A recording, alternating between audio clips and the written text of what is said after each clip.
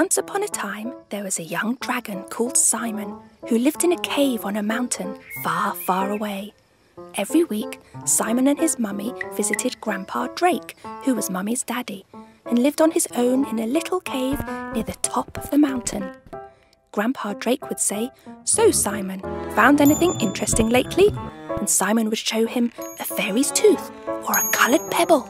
And Grandpa Drake would say, "Ooh," and "Ah," and then tell marvellous stories about having parties with the fairies, or about the time when he found a pirate's treasure chest full of coloured pebbles.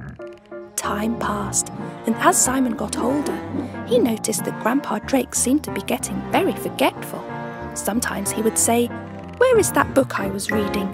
when Simon could see that it was on the table by his chair.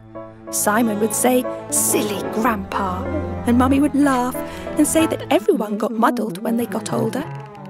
Sometimes when Simon went to visit, Grandpa Drake didn't know who he was, and one time he didn't know who Simon's mummy was.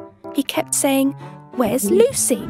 And when Simon said, "But Grandma Lucy isn't here anymore," Grandpa Drake just got angry and said, "Who are you? What have you done with Lucy?" It was as if he had forgotten that she wasn't alive anymore. But other days he would say, "Hello, Simon, how are you today?" And everything seemed normal.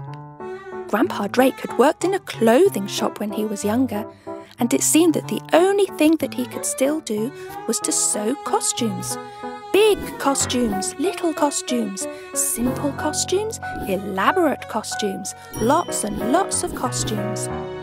Simon thought it was very odd that Grandpa Drake couldn't make himself a cup of tea, but could transform some grey cloth into an elephant. Mind you, sometimes Simon found the cloth in some strange places. When he told his mummy, she said that Grandpa had trouble remembering things and that Simon had to be extra kind to him. Then she told him that Grandpa Drake was going to come and live with them for a while. Simon was so excited. He would come home bursting with stories of what had happened at school and who he sat next to on the bus and what homework he had. Sometimes Grandpa Drake would laugh and tell him stories of when he had been at school. But sometimes he would frown and say, "Be quiet. Who are you? Stop running about."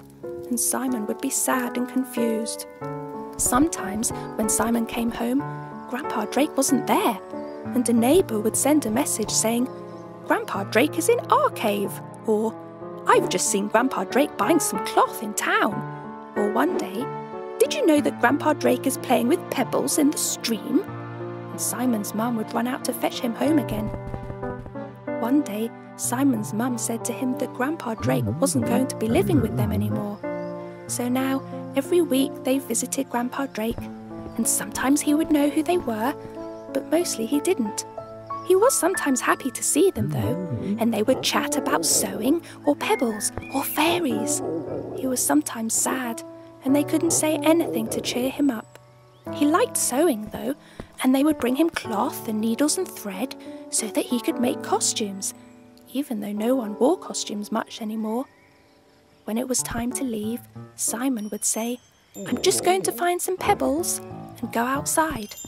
Grandpa Drake would sit by the window and forget that Simon had been to visit him, but he would remember having a happy time and would stay happy until Simon came to visit again.